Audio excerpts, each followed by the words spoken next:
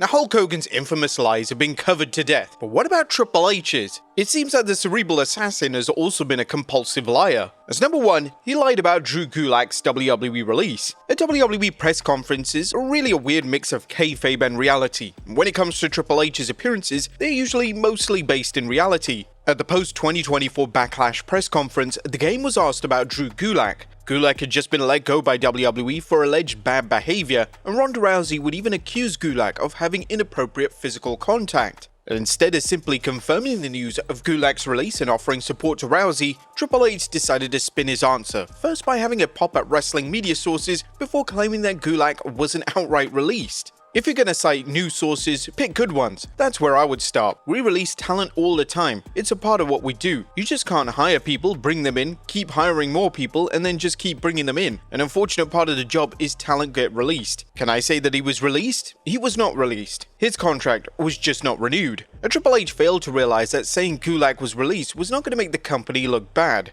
Gulak's behavior backstage had been called out, not just for his supposed incident with Ronda Rousey, but for being described as a bully backstage. And WWE were literally doing an investigation into his antics. WWE were completely justified in cutting ties with the problematic wrestler, and it was such a weird defensive answer from the head of WWE Creative. Number 2, lying about not listening to fans. During the road to WrestleMania 41, Triple H approached all of his media duties with a sense of bitterness and resentment towards the audience. The fans had been critical of his booking, and this had evidently taken an emotional effect on him. One of Triple H's more controversial comments during this time period related to fans on social media. The game, during an interview with Flagrant, would claim that the internet isn't real life, and the complaining on the internet doesn't reflect on the real audience. The internet is not real life. The bitching and complaining that's on there is not real life. You can read the internet and it will sound like this thing is dead. I'll use Cody as an example. Cody has already jumped the shark. He's dead as a babyface. Really? I'm in an arena with 10,000 people every night going apeshit for him. He's selling the most merchandise. Sure, whatever you want to say on the internet. The beautiful thing for our business, unlike a movie or TV show or even a book, we have a focus group every night.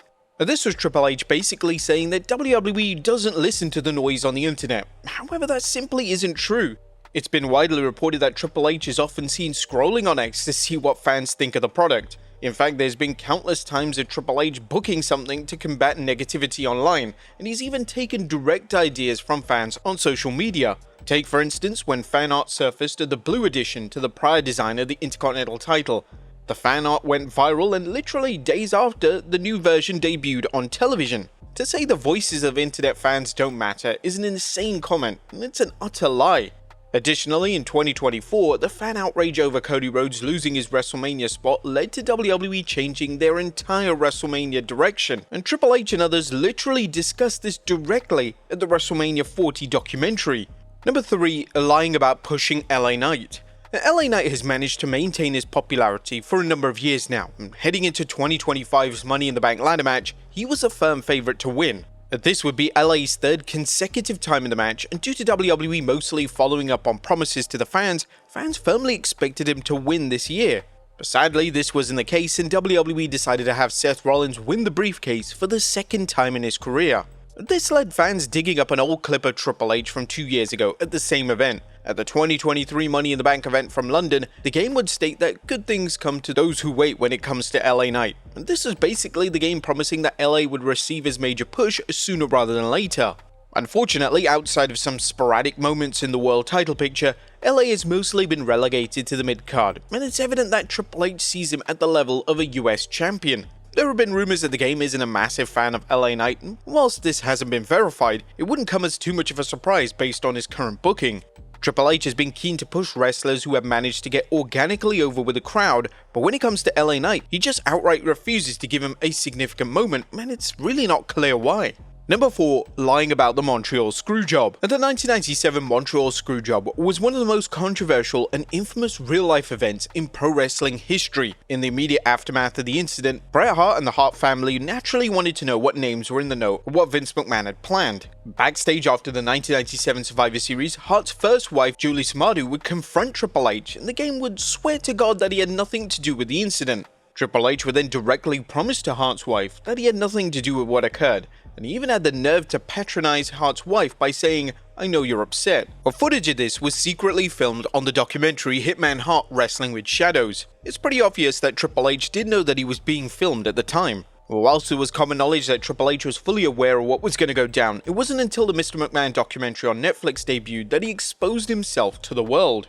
There was a phone call that happened with Shawn, myself, and Vince. Vince said, "Look, Bret's not going to do it. He refuses to do it." I don't remember all the specifics, but I was one that was like, F that. If he won't do it for him. But Triple H didn't just lie for years, he now believes that he's in a comfortable enough position to take full credit as being the mastermind for the entire thing. Even though it was Jerry Briscoe who came up with the idea. Triple H may wonder why Bret Hart has a strong dislike towards him, but it's insanely obvious as to why. Just look at Bret's reaction to him at the Hall of Fame. Number 5. Lying about wanting to do Evolution 2. The fans were delighted when it was formally announced that Evolution would be returning to July of 2025.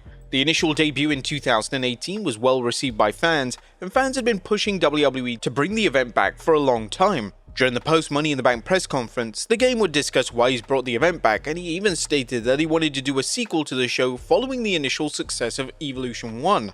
I wanted to do Evolution 2 since Evolution 1, probably even before we did it. I was trying to figure out how to do Evolution 2. For a lot of different reasons, the timing wasn't right. Now it is. I'm thrilled to be able to do it again. The truth is, as amazing as the women in our business were then, it's grown exponentially. The biggest trick we'll have is, how do we build that card out and have that many women and fit as many people into that card? Everyone is going to be a part of it, and we want to make sure everybody gets to do something. That will be the trickiest part. This sounded like a rational answer from Triple H, however fans were quick to call out the Game for these comments.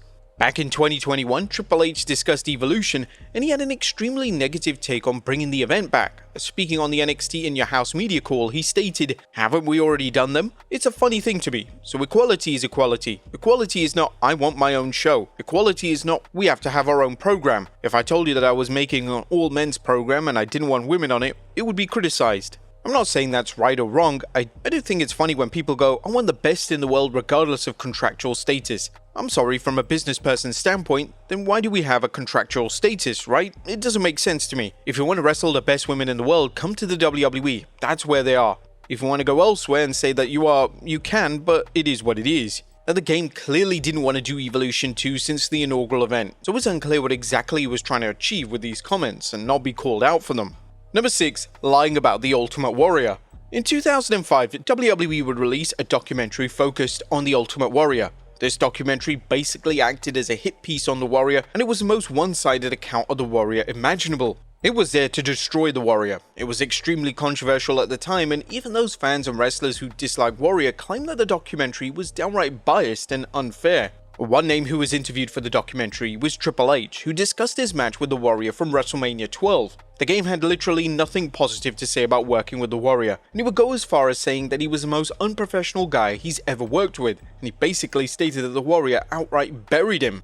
But then fast forward a decade later, and Triple H's stance on the Warrior and the match had greatly changed. In documentaries focused on the Warrior, Triple H was full of positivity, and in 2025, during an appearance on Jimmy Fallon, this is what Triple H had to say regarding the match. "This is my first WrestleMania that I would compete in, and for a lot of people, they think that this is almost an embarrassing moment in my career where I was basically squashed in a couple of minutes by the Ultimate Warrior. But for me, 1, it was my first WrestleMania, and 2, the Ultimate Warrior was one of the biggest stars ever in WWE. So when they came to me and said, 'You're gonna get to work with the Ultimate Warrior at WrestleMania,' I was just out of my mind excited."